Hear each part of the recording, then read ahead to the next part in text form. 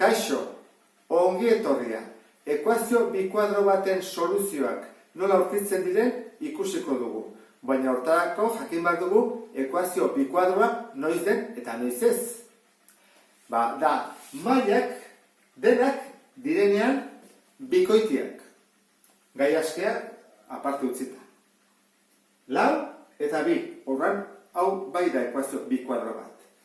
4 eta 1, hau ez da ekuazio bikuadroa. Orduan, nik esplikatuko dudana, hemen egin daiteke, aplikatu daiteke hemen, baina hemen ez.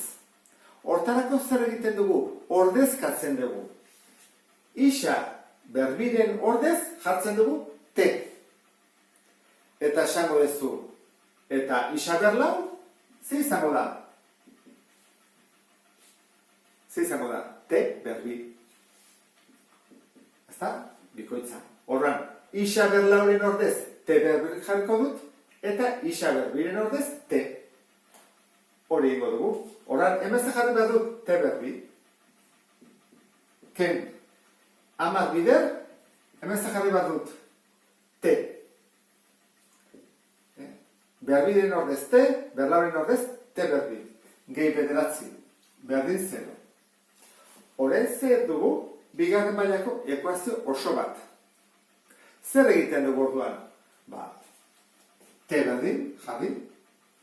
Eta hauek zeintzuk dira, izango da, A da 1, B da -10, eta C da 9. Horren jarri ezagun. 10 plus gehi ken, 10 bider 10. Ken, lau bider 1, bider 9. Zati, 2 bider 1, 2. Berdin, 10 gehi ken,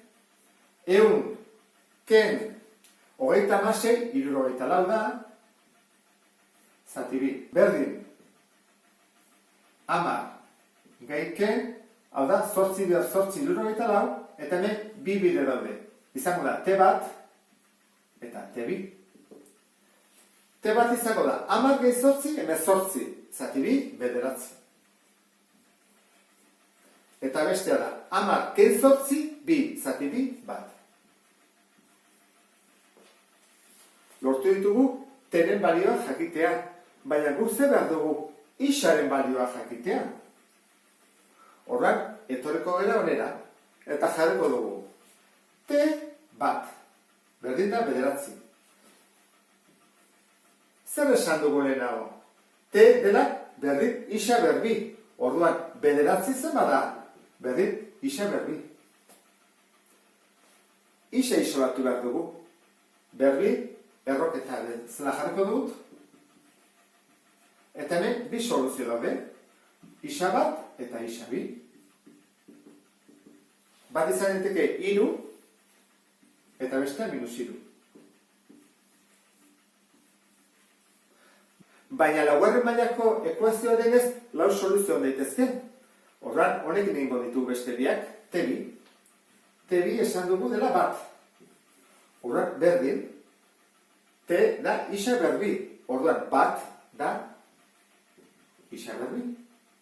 Isa zebat izango da, berbi hori pasatzen dugu errotzen, eta hemen atatzen dugu beste biak. Isa 3 izango da, 1 bider 1, eta isa da, -1. Lau soluzio arte, egon daitezke.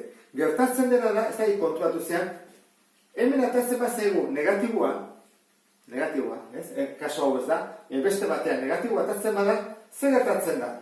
Barik, guatzen atatzen zaigulan, T2 berdin, -1. Eta ordezkatu egiten dut. -1. Berdin, isa berdin. Eta hau, jartzerakoan isa berdin, erroan barruan, -1, ez dago soluziorik. Orduan, 2 soluzio gutxiago izango dituzke, negatiboa izan ezkero. Ez delako ateratzen, zenbaki errealik. Eta honekin ulertu duzulakoan, beste bat arte. Agur?